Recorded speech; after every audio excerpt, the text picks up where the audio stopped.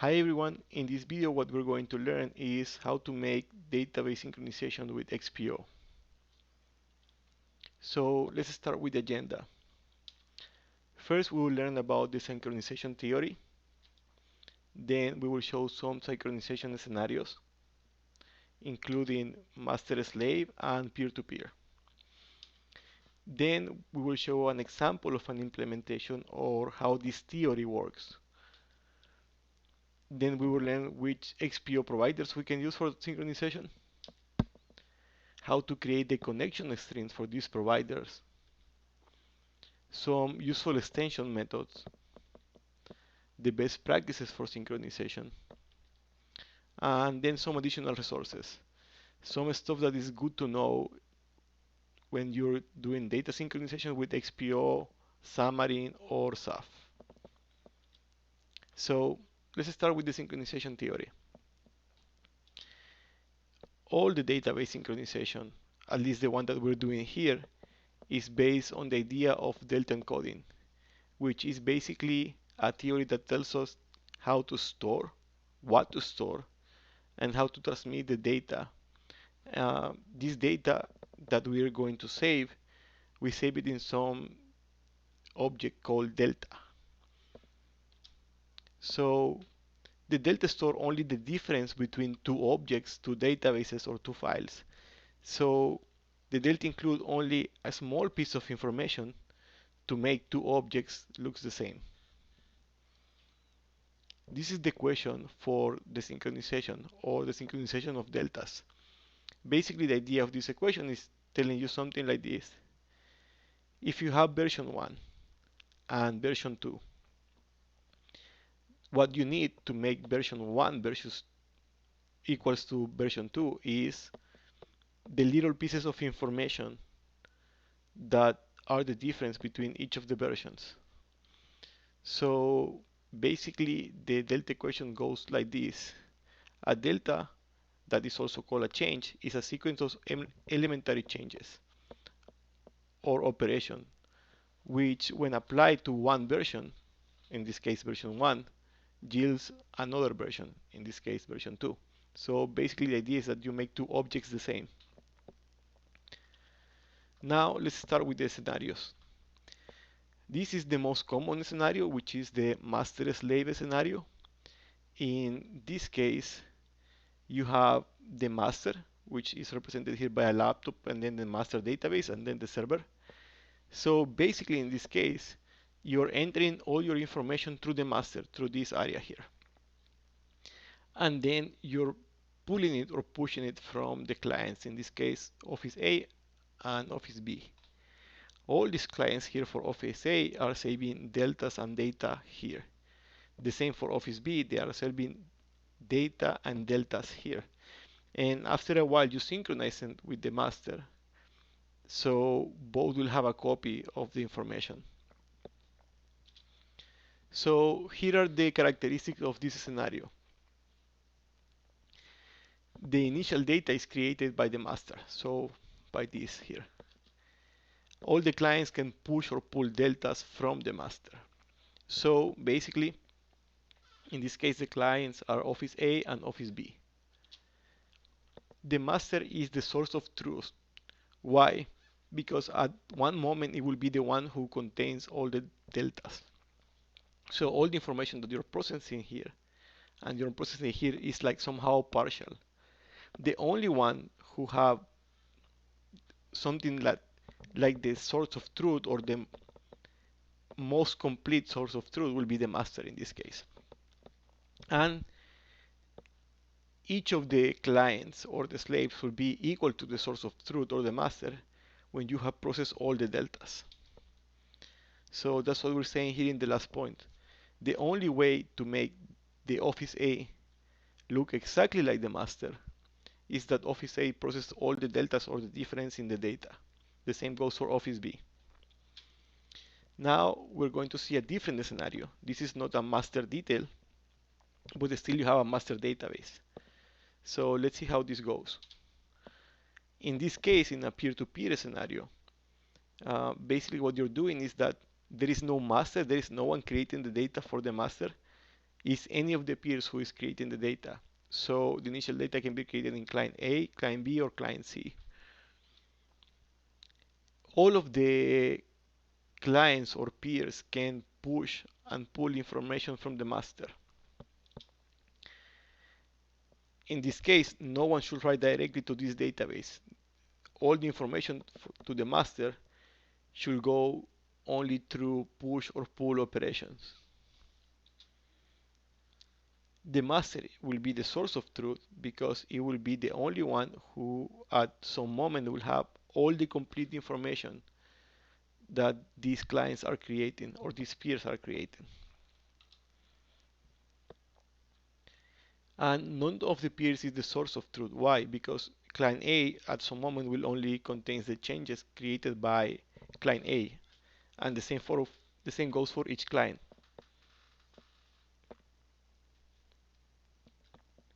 Now here's an implementation example.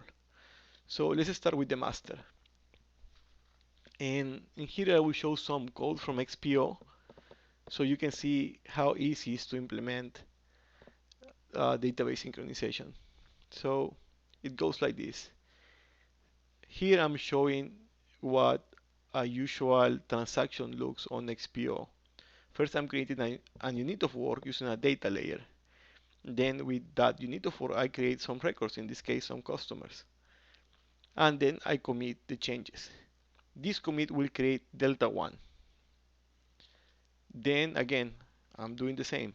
A new unit of work, some records, and I'm committing the changes. Now I have delta 2. And one more time, the same. Data layer, unit of work, create records and commit changes. Now we have 3 deltas. So with these 3 deltas, we copy them to the clients, to any of the clients or the slaves, however you want to call them. And in the end, the result will be that the master and all the clients will have a table with this information. So by replicating the deltas, you're making the client databases look exactly like the master. Now, how do we do this? For this, we have created some XPO providers, the synchronization providers. So we have 2 providers. In this case, we're going to start with the Sync Data Store, which is the original implementation. It works for web, desktop, Windows, and console environments, but it doesn't implement the asynchronous operations. And now we have the new version of the Sync Data Store asynchronous. We have troubles naming this provider because it starts with sync and it ends up with asynchronous. But in general, in .NET, if something is async by nature, you add async in the end. But I didn't want to put sync and then async, so we named it asynchronous. So this is based on the original implementation, basically sharing the code with the original implementation, but it also implements the async operation. So you can use this type of provider for scenarios like .NET Core, on which in some cases you really need, it's forced by the framework to implement asynchronous operation. But besides that, you can use it the same in WebAssembly, in web forms, desktop, Xamarin. So basically, this will cover all the scenarios. This will cover only some of the scenarios. The more traditional scenarios can be covered by the Sync Data Store, but all the new scenarios like Xamarin Forms, for example, and a REST API in ASP.NET Core, you should use this implementation instead. Now, let's continue. Here are the common characteristics between both providers. Both of them offer delta tracking, so you can do the same basically with both of the providers. Or both of them will include the basic functionality of tracking the changes created on the data, and then store them as deltas. Then delta processing. both of the providers can process deltas. So it means that each provider can get the deltas from another database and make them part of their own. Then both providers offering delta filtering. What is that? Is in some cases I don't want to include some entities on my delta tracking. For example, I want to exclude one table, the table customers, for example. So both of the providers are able to do this. Then the schema operations. You know that in XPO you need to create or update the schema. So both providers offer some expression functionality that will make this process like really simple, just one line of code. Then both of the provider can create an instance of a data layer. And in this case, we can create a simple data layer or a thread safe data layer. In both of the providers, you can implement your own synchronization logic. In most cases, this will change a lot between companies. For example, company A will have one method, let's say peer-to-peer, but company B will have master detail or master slave. So it's up to you on how to implement the synchronization logic. We do have um, some proposal on how the synchronization should work, but again, since these providers have all the functionality to do delta tracking and delta processing, you can go to a lower level and create your own type of business logic. So, as you know, XPO providers use a special connection string. So in here we will understand the parts of the connection string that we use for these two providers that I showed you before. So let's start with the XPO provider parameter. This can be sync data store or sync data store asynchronous. So in here below we will see how the connection string is being created. So that's the first part of the connection string. Then let's continue. The second part that we need is a data connection string. This is basically any valid XPO connection string enclosed by single quotes. So see this example. In this example, we are storing the data in an SQLite database called data.db. The third parameter is the delta connection string. So these providers store the delta information in a separate database. And this can use basically any valid XPO connection string. So again, we put here the parameter and it's enclosed by single quotes. We're using SQLite again, and the name of the database is logdb. Now the fourth parameter is enable delta tracking. This can be true or false. Sometimes you don't want to track the differences in the database, or you need to turn it off, like for some minutes or for some operations. So if you change this value in the connection string, you will be able to enable or disable delta tracking. In this case, we're setting delta tracking to true. And then the exclude entities. In some cases, maybe in big databases, or if you're using SAF, maybe you don't want to track all of the tables from your main system. Maybe you just want to track some of the tables. So with this, you can exclude entities. So this is basically a list or like a string separated by commas with the name of the entities that you want to exclude. So here we have an example. We are excluding entity 1, entity 2, and entity 10. And then the last parameter is the identity. So each connection to the database should have an identity. For example, the name of the device that you're using or the name of the database that you're using. In this case, the identity is client A. So this here is how a connection string for synchronization looks like. As you can see, it's like kind of like strange because inside of your connection string you have two other connection strings, one for the data and one for the deltas. So now let's see some utilities and network extensions. As I told you before, the providers that we have here for synchronization, they don't include the business logic that you will use to synchronize the data. But we have created a separate project called extensions, network extensions in this case, that enhance the functionality of the providers. So they are able to send and get the deltas from the server to do a push and a pull operations basically. So these extensions live on this assembly or nugget, which is the same as the synchronization framework, but the last part is extension, and then you have to replace the XXXX here for your assembly version. This will change accordingly to Devexpress version in general. So for example, right now is 20.5.24 or something like that, the current version that we have for this assembly.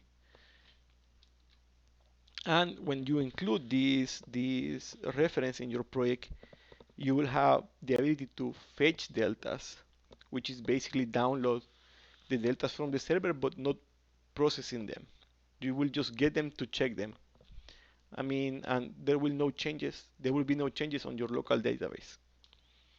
Then you have the operation of pull deltas. In this case, you will download the deltas from the server, but you will process them. What that means is that when you process the deltas, you will include that information in your local database, basically. Then you also have the ability to push deltas, is to send all the difference that you have between the original database and your changes, and send that to the server. Also, in the utilities extension namespace, which lives in this assembly, you'll have some other utilities. For example, filter deltas.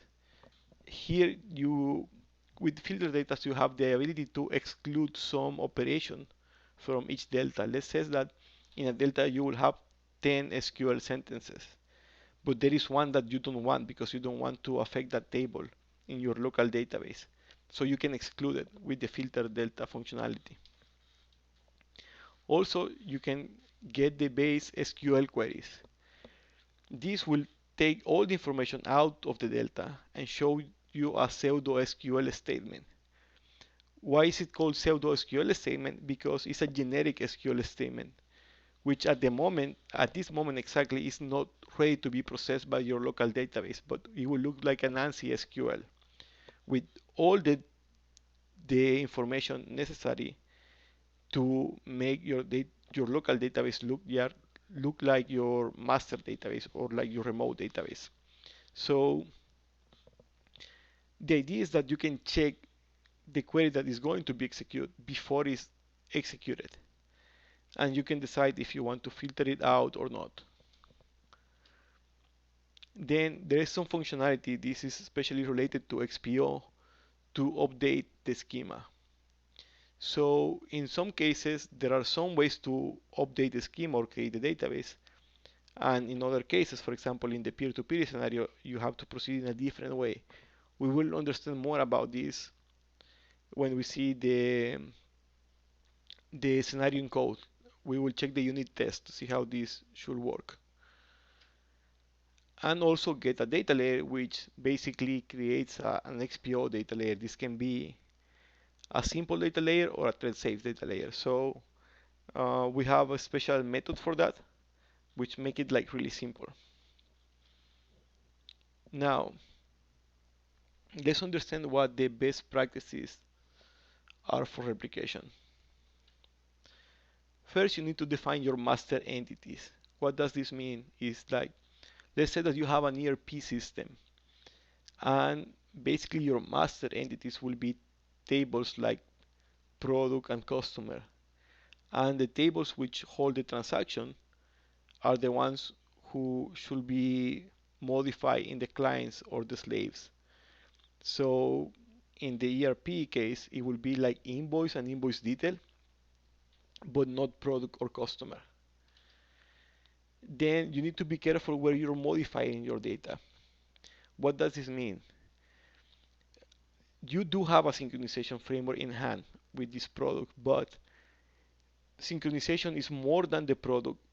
It's like a methodology or a logic or a framework, let's say.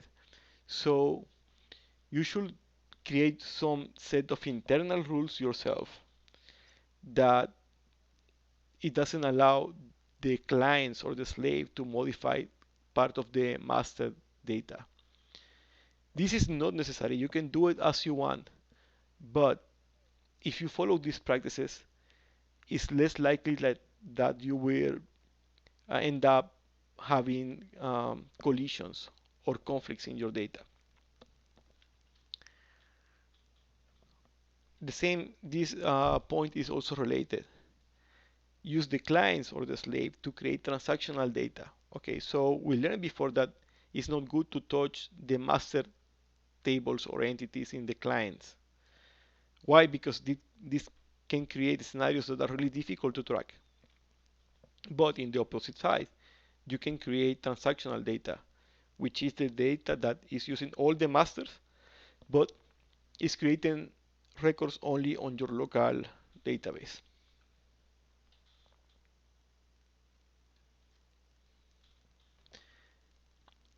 The other best practice is to synchronize your client. Try to synchronize your client as often as you update or change the information in your master database. So let's say, for example, that you create new customers during the morning, before noon, before lunch. So at lunch, it will be good that all the clients pull the information from the master. So you need to create your own synchronization schedule because the framework doesn't provide a method for that. You decide when to pull or push the changes from the server. Um, the other point is to make a synchronization schedule. For example, let's say that every day you want to synchronize all your clients or slaves early in the morning and in the end of the afternoon. So you know that all the clients will be on the same state like during the morning, and that you can process the all the information created by the clients by the end of the day in the master. Because there are some cases when people want to do it randomly, like 10 times per day or whatever you want in both in the master or the client. So that can create scenarios that are really difficult to track. So it's better to have a synchronization schedule for all the clients and the master.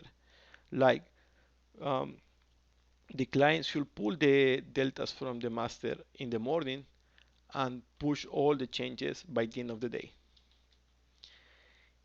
And you should avoid modifying transactional data in the clients or on the slaves. What does this mean?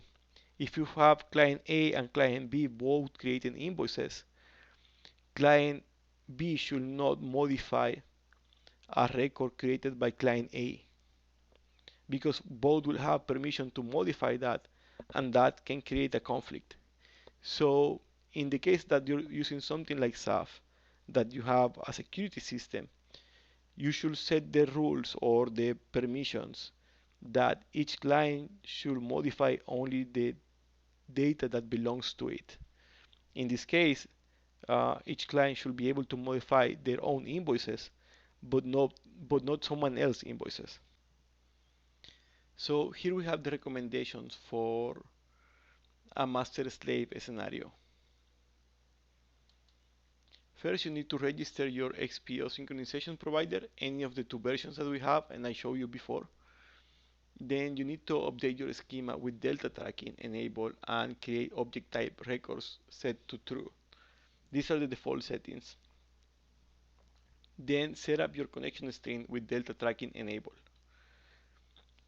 Now in your steps, you need to register any of the XPO synchronization providers, set up your connection string with delta tracking enabled, update your schema with delta tracking disabled, and create object type record set to false.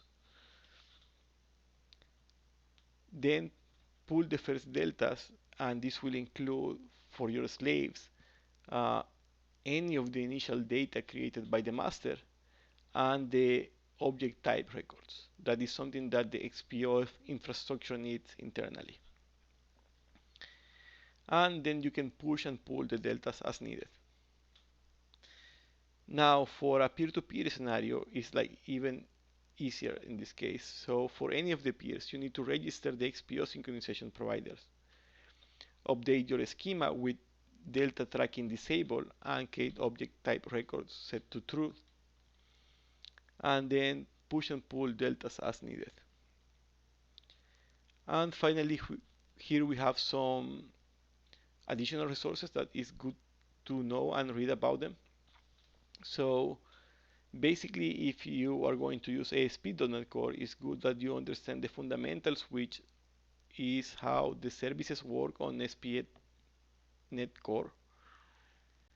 And then for XPO, it's good to know how and when XPO extends the schema in the database, what are the object type records, the best practices for XPO, and how XPO use conflict resolution. So basically, our XPO providers for synchronization, they don't provide any conflict resolution. We use the same that XPO offers. And then if you're going to use SAF, you need to know how to set up the security system. That is good, and it will help you create like strong scenarios where you will almost never or never have any conflict. And then how to use the security system in non-SAF applications. And well, that's it for this video.